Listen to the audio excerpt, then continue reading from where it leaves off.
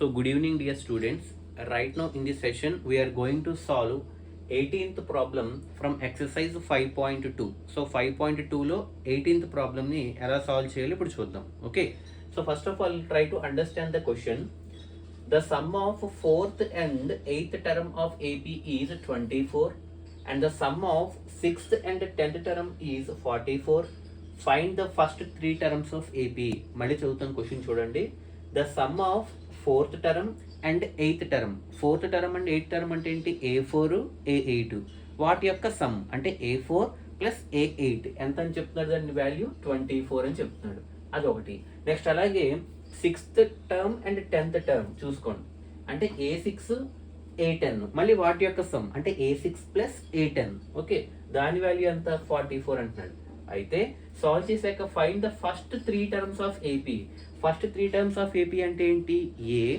ఏ plus D, ఏ plus 2D. First 3 terms అవి ఎలా find out చేయాలో చూద్దాం. ఓకే, సో ఫస్ట్ వాడు ఇచ్చిన డేటాను వాడుకోండి.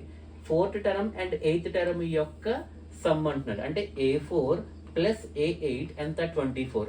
A4 ఎలా రాసుకోవచ్చు? A ప్లస్ 3D రాసుకోవచ్చు లేదా? ప్లస్ A8 ఎలా రాసుకోవచ్చు? A ప్లస్ 7D రాసుకోవచ్చు లేదా? Equal to 24.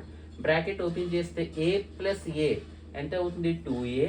3D plus 7D 10D అంటే 2A plus 10D equal to 24. 2A plus 10D equal to 24.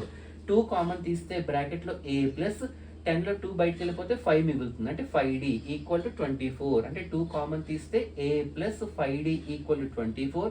ఈ 2 అటువైపు క్యాన్సిల్ చేస్తే 2 12 24 కాబట్టి A plus 5D equal to 12 అనమాట. A plus 5D equal to ఎంత వచ్చిందండి? 12 వచ్చింది. ఇది ఈక్వేషన్ 1. ఓకే, ఇదే రీతిలో మనకి ఇంకో 2 టర్మ్స్ ఇచ్చాడు. Some of A terms? 6th term and 10th term అంటే A6 plus A10 equal to 44. A6 ఎలా రాసుకోవచ్చు? A plus 5D. A10 ఎలా రాసుకోవచ్చు? A plus 9D equal to 44. మళ్ళీ A plus A 2A, 5D plus 9D 14D అంటే 2A plus 14D equal to 44.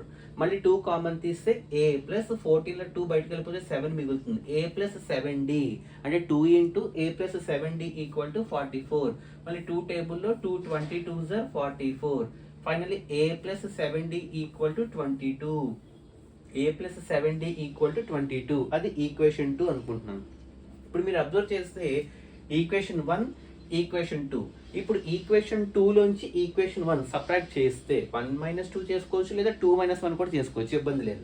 నేను 2 - 1 చేస్తున్నాను. Equation 2 - 1. Equation 2లో LHS ఏంటి?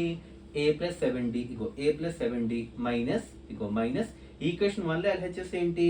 A plus 5D. ఇగో A ప్లస్ 5D అంటే 2 - 1. అలాగే ఈక్వేషన్ 2లో RHS ఏంటి? 22 మైనస్ ఈక్వేషన్ 1లో RHS ఏంటి? 12 అనమాట. So A plus 7D minus A minus into plus minus 5D equal to 22 minus 12 ఎంత? 22 నుంచి 12 తీస్తే 10 అనమాట. So plus A minus A cancel అయిపోతే 7 minus 5 2D equal to 10. D equal to 5 అనమాట. So common difference value వచ్చింది. D equal to 5. ఈ D equal to 5ని we can substitute in equation 1 or 2, no problem. ఎక్కడ పెట్టుకున్న problem లేదు. కాబట్టి equation 1లోకి వెళ్తున్నాను చూడండి. సబ్స్టిట్యూట్ ఇన్ ఈక్వేషన్ 1 పెడితే A ప్లస్ 5D అంటే A ప్లస్ 5 ఇంటూ D ప్లస్లో ఎంత ఉంది? 5 ఉంది. అంటే A plus 5 into 5 equal to 12. అంటే A plus 25 equal to 12. Plus 25 అటువైపు వెళ్తే ఏమవుతుంది? మైనస్ 25 అంటే 12 మైనస్ 25 అంటే A ఈక్వల్ టు 12 మైనస్ 25 ఎంత? మైనస్ 13. ఎంత వచ్చింది? మైనస్ 13. అంటే A వాల్యూ ఏమో మైనస్ 13, D వాల్యూ ఏమో 5 వచ్చింది. ఈ రెండింటిని ఉపయోగించుకుని we need to find first 3 terms అంటే A plus D, A plus 2D. అంటే ఫస్ట్ టర్మ్ A అంటున్నాడు. A ఆల్రెడీ వచ్చింది కాబట్టి మైనస్ 13 సరిపోయింది.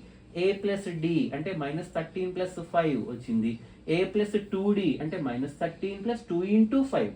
So minus 13 minus 8 minus 13 plus 2 into 5 అంతా 10. అంటే మైనస్ 13 నుంచి 10 తీస్తే మైనస్ 3. అంటే మైనస్ 13 మైనస్ 8 మైనస్ 3 అన్నవి మనకి first 3 terms. Minus 13 minus 8 minus 3 అన్నవి ఫస్ట్ 3 టర్మ్స్ అనమాట. ఇది కూడా మనకి 4 మార్క్స్లో అడిగే ఛాన్సెస్ ఉంటాయి.